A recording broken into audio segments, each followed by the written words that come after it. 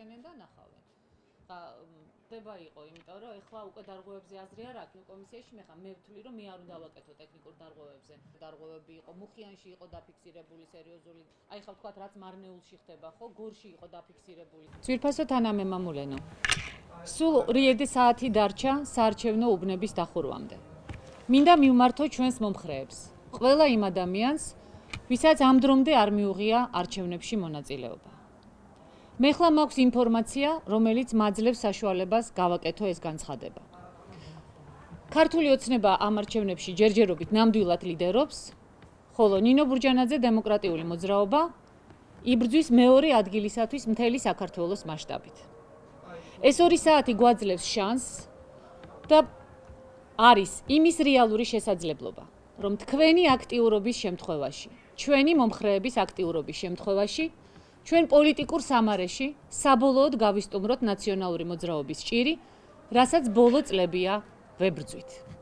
ძალიან მნიშვნელოვანია, რომ ყველა ჩვენი მომხრე მოვიდეს არჩევნებზე და ის რაც ეხლა მარნეულში ხდება, ამის დადასტურებაც გახლავთ და მე მივმართავ ხელისუფლებას ყველაფერი გააკეთოს იმისათვის, რომ მარნეულში შენარჩუნდეს მშვიდობა და სტაბილურობა.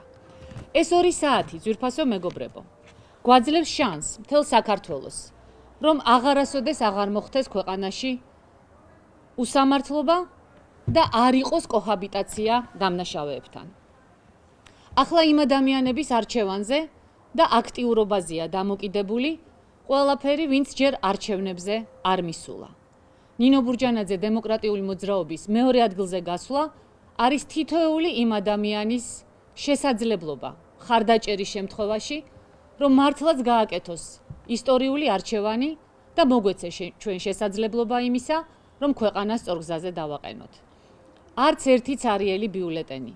მიდით არჩევნებზე და გააკეთეთ თქვენი შვილებისათვის სწორი არჩევანი.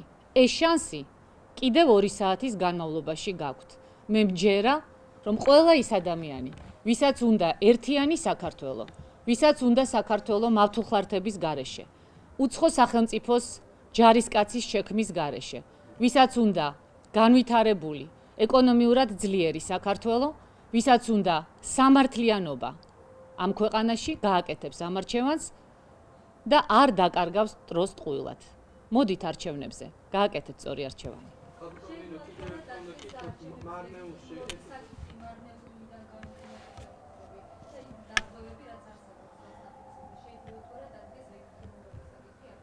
ამას გეტყვით მხოლოდ მას შემდეგ, რაც უკვე ჩვენ ინფორმაცია გვექნება ყველა უბნიდან. თქვენთან ვერთვებით ეხლა თუ როგორ არის?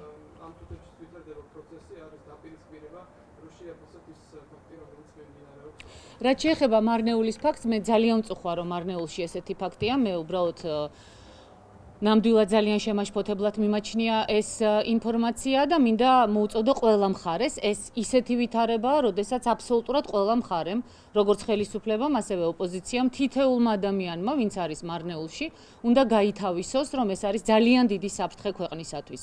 ჩვენ ყველაფერს გავაკეთებთ იმისათვის, რომ ქვეყანაში იყოს სტაბილურობა, მაგრამ პირველ რიგში ეს უნდა გააკეთოს ხელისუფლება. მე ვფიქრობ, რომ ის რაც ეხლა მარნეულში ხდება, არის განპირობებული იმით, რომ ნაციონალურმა მოძრაობამაც იცის, რომ ის კარგავს შანსს კვლავ ატეროროს ქვეყანა, კვლავ ატეროროს მოსახლეობა, მან იცის, რომ მეორე ადგილზე გადის ნინო ბურჯანაძე დემოკრატიული მოძრაობა და ყველაფერზე მიდის იმისათვის, რომ ვითარება დაიძაბოს და ქვეყანაში არასტაბილურობა შეიქმნას.